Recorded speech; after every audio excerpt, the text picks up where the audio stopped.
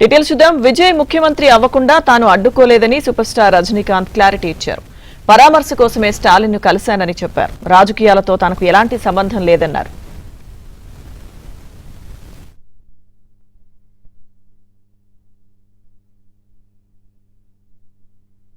தேர்தல் முடிவுகள் வந்த உடனே நான்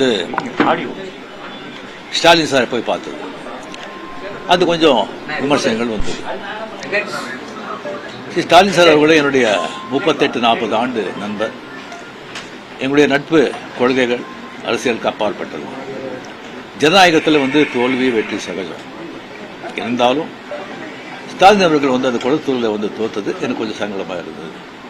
அதுக்காக ஒரு நண்பனுங்கிற முறையில் நட்பு முறையில் அவரை போய் நான் பார்த்தேன். அதுக்கு நான் இங்கே விஜய் சிஎம் ஆகக்கூடாது, பவர் வரக்கூடாது, அதை தடுக்கிறதுக்கு ரஜினி அங்கே போயிருக்காங்க. வேறு ஏதோ 2 பெரிய பார்ட்டியை சேர்க்கணும்னு சொல்லி பேசுகிறாங்க அப்படின்னு சொல்லி விமர்சனங்கள் வெளியே வருது. அந்த சூழ்நிலையில் தான் அதெல்லாம் பேச முடியும்.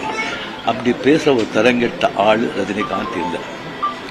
அது தெளிவுபடுத்துகிறேன். எனக்கும் விஜய்க்கு ஒரு ட்ரெண்ட்,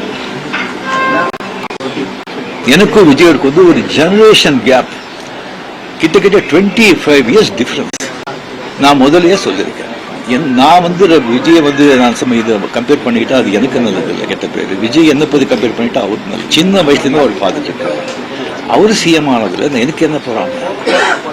அது இவ்வளவு சின்ன வயசுல 52 வயசுல எம்ஜிஆர் என்டிஆர் சாதனை பண்றதை விட அதை விட ஜாஸ்தி கம்ப்ளீட்டா சென்டர் பிஜேபி எவ்வளவு பெரிய பவர்ஃபுல் சென்டர்.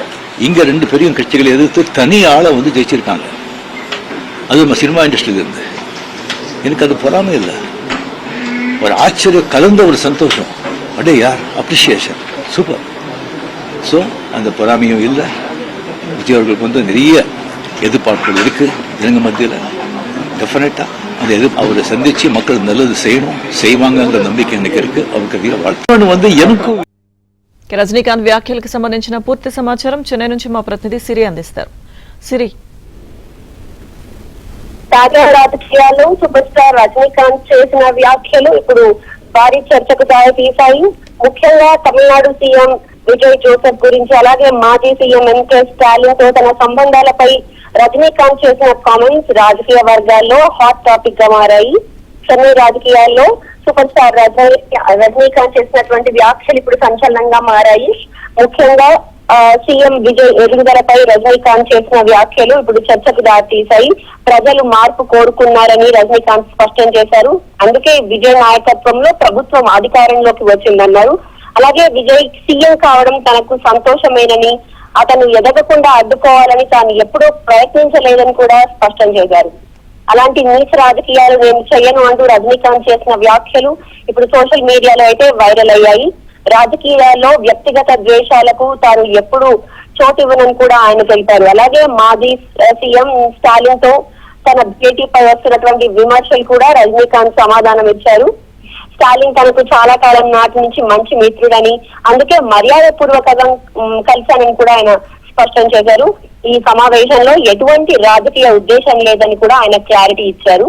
ఇక రాజకీయాల్లో రాకపోవడంపై మాట్లాడిన రజనీకాంత్, నేను పార్టీ పెట్టి ఉంటే ఖచ్చితంగా గెలిచేవాళ్ళనని కూడా సంచలన వ్యాఖ్యలు చేశారు. అయితే ఆరోగ్య కారణాలు, అలాగే వ్యక్తిగత నిర్ణయాల వల్ల రాజకీయాలకి దూరంగా ఉన్నానని కూడా ఆయన తెలిపారు.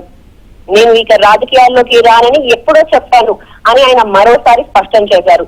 ప్రస్తుతం తనకి ఎలాంటి సంబంధం లేదని రాజకీయాలతోటి ఆయన తేల్చి చెప్పాడు. అన్ని పార్టీలతోనూ తను సన్నిహితంగా ఉన్నానని, అన్ని పార్టీల్లోనూ తన అభిమానులు ఉన్నారని కూడా ఆయన చెప్పారు.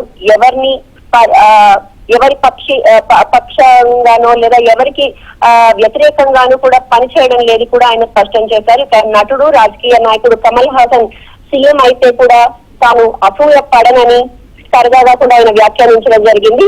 అలాగే విజయ్ నాకు సమౌజీ కాదు అంటూ కూడా ఇప్పుడు ఆయన చేసినటువంటి కామెంట్స్ అయితే చర్చనీయాంశంగా మారింది. మరోవైపు తమిళనాడు రాజకీయాల్లో విజయ్ నేతృత్వంలో ప్రభుత్వం ఏర్పడిన తర్వాత కూడా సమీకరణాలు వేగంగా మారడంపై ఆయన పెద్ద అంటే రాబోయేటువంటి రాజకీయాల్లో రాజకీయ పరంగా అటు ప్రజలకి కూడా మార్పు కోరుకున్నారని, అందుకే విజయ్ గెలిచాడని, తనకి విజయ్ పై ఎలాంటి శత్రుత్వం లేదని, విజయ్ తనకి సమౌజ్జీ కాదని, కానీ విజయ్ గెలిచినందుకు తాను ఎంతో సంతోషంగా ఉన్నానంటూ కూడా ఆయన వ్యాఖ్యానించడం జరిగింది.